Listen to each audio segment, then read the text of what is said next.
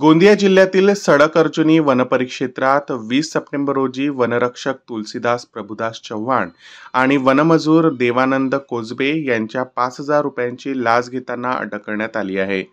तक्रारदाराच्या शेतालगतच्या वनजमिनीवरील झाडे-झुडपे तोडल्याबद्दल नोटीस देऊन आरोपींनी तक्रारदाराकडून 20,000 रुपयांची लाच मागितली होती.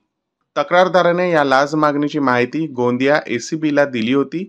लाच मागणीची पडताळणी करताना आरोपी वनरक्षकाने पंचासमक्ष 20,000 रुपयांची मागणी केली आणि नंतर 10,000 रुपयात तडजोड केली. सापळा कारवाई दरम्यान वनमजुराने तक्रारदाराकडून लाच रकमेचा पहिला हप्ता 5,000 रुपये स्वीकारला.